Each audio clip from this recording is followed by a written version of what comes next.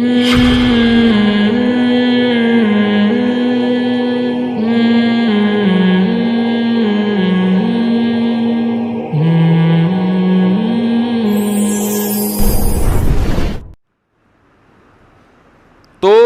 تکبر کسے کہتے ہیں؟ خوب اچھی طرح سمجھیں.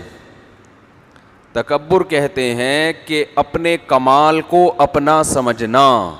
اس زوم میں جب انسان، یہ لفظ عربی میں زعم ہے، اردو میں زوم کہتے ہیں، تو میں اردو ہی چلا رہا ہوں.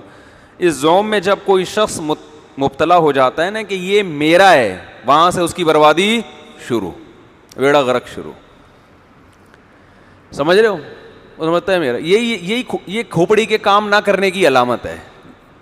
تبھی ہم نے علماء سے سنا ہے کہ متکبر نالجیبل تو ہوگا، تعلیم یافتہ ہوگا، دولت مند بھی ہوگا، لیکن ہوگا بے وقوف.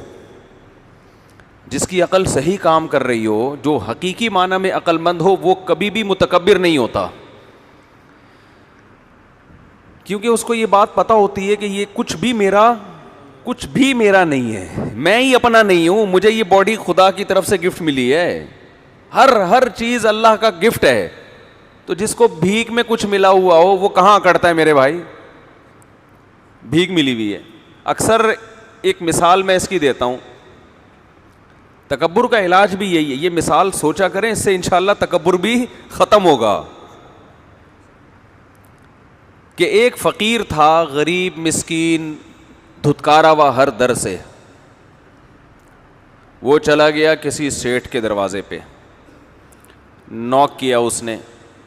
سیٹھ صاحب نے دیکھا کہ بھائی دھوتی بنیان میں، بنیان بھی پھٹا ہوا اور سڑی ہوئی دھوتی، میلی دھوتی، گندی دھوتی، ازار تہبند، اور پھٹا پرانا کہیں سے لنڈے کا، وہ بھی پھٹا پرانا بنیان پہن کے، ایک غریب مسکین، چہرے سے غربت جھلک رہی ہے. اس نے جناب، آپ سیٹھ ہیں، آپ کا دروازہ نوک کیا. اس نے، آپ نے دروازہ کھولا. ہاں جی، کیا مسئلہ ہے؟ صاحب اللہ کے نام پہ کچھ دے دو. آپ اس دن فارم میں آئے ہوئے تھے، جوش میں، جو کہ ہوتا نہیں ہے عام طور پہ مسلمان کے ساتھ آج کل. پہلے ایسا ہوتا تھا، فارم میں آیا بندہ اٹھا گیا، یہ پوری گڈی پکڑا دی نا. آج کل ایسا مارکیٹ میں چل نہیں رہا. غصے میں چھین تو لیتا ہے، دیتا ویتا غصے میں نہیں، غصے میں پورا چیک کاٹ کے دے دیا. پہلے ایسا ہوتا تھا سخاوت میں نا. بھئی آج تو صاحب، یہ ہے حدیث سے ثابت ہے، حضرت حمزہ رضی اللہ تعالی عنہ، تو ان سے وہاں عرب عورتوں نے کہا، انہی کے رشتہ دار عورتیں تھیں، کہ اے حمزہ، کچھ شاعری کی نا، کہ یہ اونٹ آپ کا پلا پلایا کھڑا ہوا ہے اور ہمیں بھوک لگ رہی ہے، ہم بھوکے ہیں. تو اس طرح کا مفہوم ہے اس کا. مجھے پورے اشعار تو یاد نہیں، ابھی الفاظ یاد نہیں پورے. تو آپ کی سخاوت کو گویا یہ چیلنج ہے. جیسے ہم کسی کے گھر جائیں، بکرا پلا پلایا 2 دانت کا، اور ہم کہیں یار یہ بکرا بندھا ہوا ہے، مہمان گھوم رہے ہیں، یار یہ کیا ہو. تو آج کسی میزبان کو غصہ آئے گا؟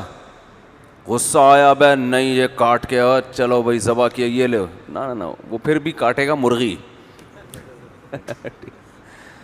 تو حضرت حمزہ رضی اللہ تعالیٰ عنہ نے کیا کیا؟ اس زمانے میں شراب اس وقت تک حرام نہیں ہوئی تھی، تو بعض حضرات پیتے تھے کیونکہ اسلام نے پابندی نہیں لگائی تھی، تو زمانہ جاہلیت سے چلی آ رہی تھی. تو یہ کہنا کوئی حضرت حمزہ کی توہین نہیں ہے، کیونکہ لیگل تھی اس وقت، حرام ہوئی نہیں تھی. تو حضرت حمزہ نے بھی اسی طرح نشے کی حالت میں تھے وہ. تو جب عرب عورتوں نے ان سے کہا کہ ان کی ہی چچا زاد، پھوپھی زاد وغیرہ، انہوں نے کہا کہ یہ آپ کی سخاوت کو چیلنج ہے. اچھا، وہ اونٹ تھا حضرت علی کا، وہ حضرت حمزہ کا تھا نہیں. اور غالباً حدیث کے الفاظ یہ بھی ہیں کہ حضرت علی نے ولیمے کے لیے وہ رکھا ہوا تھا کہ اپنا ولیمہ میں اس سے کروں گا. کیونکہ مجھے یہ حدیث پڑھے ہوئے بھی 20 سال ہو گئے نا، تو اب اصل مفہوم تو یاد رہ گیا، پورے ورڈنگ یاد نہیں ہے. تو حضرت حمزہ رضی اللہ تعالیٰ عنہ کو جب عورتوں نے یہ چیلنج کیا نا کہ آپ کی سخاوت، تو وہ ایک دم وہ بھول گئے کہ یہ میرا اونٹ نہیں ہے. ٹھیک ہے، وہ نشے کی حالت میں تھے. ایسا ان کو جوش آیا، اٹھے اور اس کو نہر کیا اور یہ سب گوشت بانٹ دیا.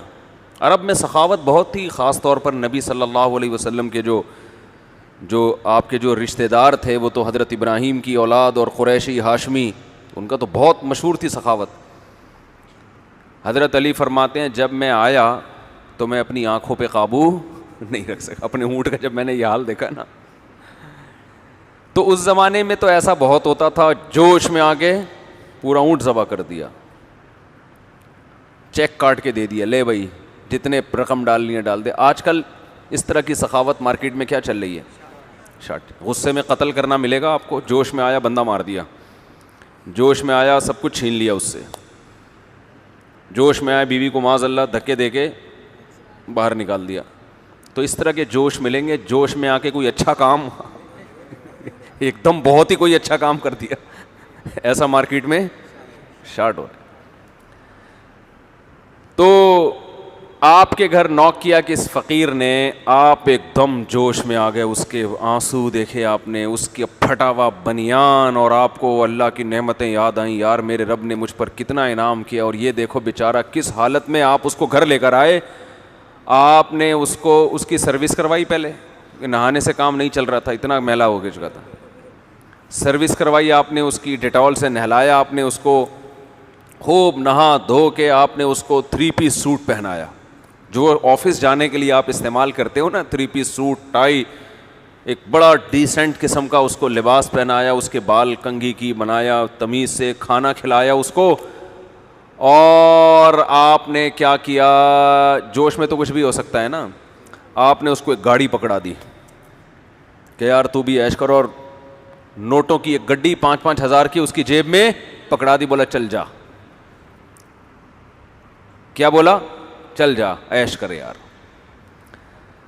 اب وہ ایسا نالائق, وہ جب آپ کے گھر کے قریب سے گزرے نا, یوں یوں یوں کر رہا ہے یا دوسرے فقیروں کو جا کے بار بار کالر اپنا اونچا کر رہا ہے. راڈو گھڑی ہے, میں بھی اس بہانے اپنی گھڑی دکھا دیتا ہوں, یہ راڈو نہیں ہے, ایسے ایسے کر کے دیکھ رہا ہے, پھر موبائل نکال کے,